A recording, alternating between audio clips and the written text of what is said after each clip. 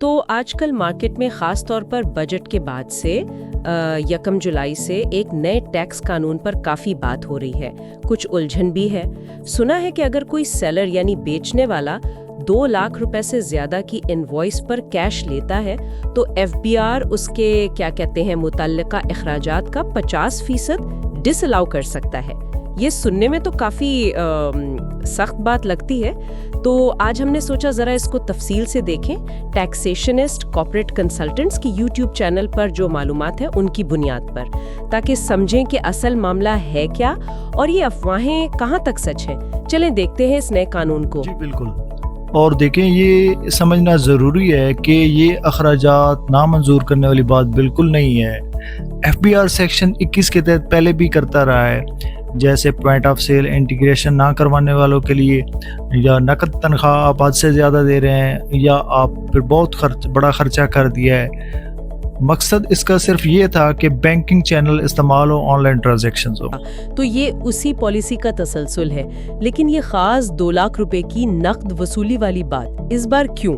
کیا کوئی خاص فوکس ہے؟ ہاں بالکل، ایسا لگتا ہے کہ بالکل اس بار جو مین ٹارگٹ ہے وہ ڈسٹریبیوٹر، ہول سیلر اور ریٹیلر کے بیچ جو بڑے پیمانے پر کیش ٹرانزیکشن ہوتی ہیں اس کو کور کرنا ہے۔ اثر یہ ہوتا ہے کہ ریٹیلر جو ہے دن بھر کی جو سیل ہے وہ اسی طرح سے پھر اس کے اکاؤنٹ میں کروا دیتا تھا ڈسٹریبیوٹر کے، تو وہ پھر اس بینکنگ چینل اس کو کور کرنے والے کوشش کر رہے ہیں۔ لیکن جو افواہ بہت زیادہ سننے میں آ رہی ہے وہ تو یہ ہے کہ جی جتنا کیش جمع کرایا اس کا 50% گیا، یا فوراً 20-30% ٹیکس لگ جائے گا۔ یہ تو بہت خوفناک بات ہے اگر ایسا۔ نہیں، ایسی کوئی بات نہیں ہے، یہ سب سے بڑی غلط فہمی ہے۔ قانون اس میں بالکل کلیئر ہے۔ 50% جو کٹوتی ہے وہ وصول شدہ رقم کی نہیں ہے، وہ اس سے جڑے ہوئے اخراجات کی ہے، مطلب کاسٹ آف گڈ سولڈ۔ مثال کے طور پر جیسے آپ نے 10 لاکھ کا مال خریدا، 12 لاکھ میں نقد بیچا، جو 10 لاکھ کا خرچہ ہے اس کا 50% یعنی 5 لاکھ جو ہے وہ نامنظور ہو سکتا ہے۔ اس کا نتیجہ کیا ہوگا؟ وہ آپ کا جو قابل ٹیکس منافع پہلے جو 2 لاکھ تھا وہ 7 لاکھ سمجھا جائے گا، مطلب 12 - 5 لاکھ جو ہے منظور شدہ خرچہ، منافع بالکل بڑھ جائے گا۔ اچھا، تو منافع بڑھ جائے گا کاغذوں میں، جس پر پھر ٹیکس زیادہ لگے گا۔ یہ رقم ضبط نہیں ہو رہی۔ بالکل، منافع بڑھ جائے گا لیکن یہ رقم ضبط نہیں ہو رہی۔ ٹیکس کیلکولیشن بدل رہی ہے اور وہ ایک سمپل کنڈیشن کی صورت میں۔ اچھا، تو یہ ممکنہ طور پر کا کیا مطلب؟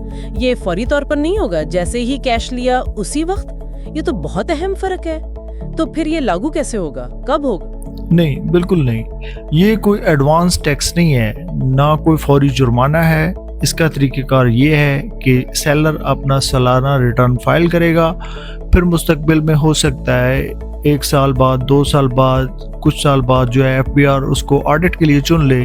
آڈٹ جو ہوگا اور پھر ایف بی آر دیکھے گا کہ 2 لاکھ سے بڑی جو انوائسز ہیں وہ کون سی ہیں، اور ٹرانزیکشنز کو پھر وہ دیکھے گا، اور پھر اس کا اگر وہ ٹرانزیکشن 2 لاکھ سے بڑی ہیں، ان کیش ہیں، تو وہ پھر جو ہے آڈٹ کی صورت میں ایف بی آر ان کے اوپر 50% جو ہے وہ لگا سکتا ہے کہ اس کو آپ ایڈجسٹ کر سکتے ہیں۔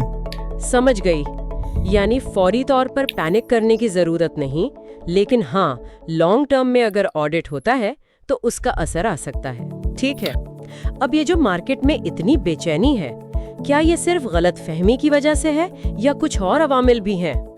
دیکھیں، یہ ہوتا ہے جب بھی ٹیکس قوانین میں کوئی سختی آتی ہے یا پھر دائرہ کار بڑھایا جاتا ہے، اور جو طبقے متاثر ہو رہے ہوتے ہیں، ریٹیلر یا ڈسٹریبیوٹر یا اس طرح سے، تو وہ اکثر جو ہے مزاحمت کرتی ہیں، اس میں بہت ساری بعض اوقات جو ہے معلومات پھیل جاتی ہے، جیسے کہ ابھی یہ پھیلی ہوئی ہے۔ یہاں ایک بات بہت دلچسپ لگ رہی ہے، ایف بی آر نے اس بار مطلب اپنی حکمت عملی بدلی ہے۔ پہلے شناختی کارڈ والی شرط تھی خریدار پر، ہے نا، وہ اتنی کامیاب نہیں ہوئی۔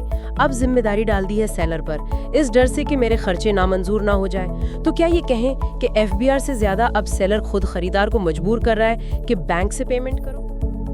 یقیناً، بالکل، یہ اسی وجہ ہے کہ جو اس قانون میں جو دلچسپ پہلو ہے وہ یہی ہے، کہ مارکیٹنگ ڈائنامکس کے حساب سے سیلر اپنے نقصان سے بچنے کے لیے خریدار پہ زور ڈالے گا کہ مجھے کراس چیک دو یا کیش پیمنٹ جو ہے وہ نہ کرو، تاکہ یہ آڈٹ جو ہے ہو تو کیونکہ میرے اوپر اثر ہوگا تو آپ کے اوپر اثر نہیں ہوگا، تو آپ یہ استعمال کریں۔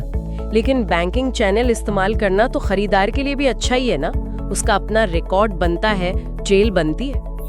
جی بالکل، اس میں کوئی شک نہیں ہے کہ بینکنگ چینل کے دونوں طرف میں یوزیج سے اس میں آڈٹ کے ایشو سے آپ بچ سکتے ہیں، بٹ یہ بات بھی سننے آئی ہے کہ جو مارکیٹ میں ہے تو وہ اب چھوٹی چھوٹی انوائسز بھی بنانے کا جو ہے وہ بھی سنا جا رہا ہے کہ جو اس کی کٹوتی سے بچنے کے لیے اس کو چھوٹی چھوٹی انوائسز کی صورت میں جو ہے وہ ایڈجسٹ کریں گے۔ یہ کوئی فوری ٹیکس نہیں ہے، بینکنگ چینل استعمال کرنا سب کے لیے بہتر ہے، اور یہ معیشت کو دستاویزی بنانے کی جو کوششیں چل رہی ہیں یہ اسی کا ایک حصہ ہے۔ بالکل، یہ اسی سلسلے کی ایک کڑی ہے۔ مقصد وہی ہے، ڈیجیٹل پیمنٹس اور بینکنگ ٹرانزیکشن جو ہے ان کو فروغ دینا، اور معاشیت کو جو اثر ہے وہ اس کا اکانومی کے اوپر پڑے۔ جی بالکل، یہ بات سمجھ آتی ہے کہ آخر ایک سوال ذہن میں ضرور آتا ہے کہ مارکیٹ میں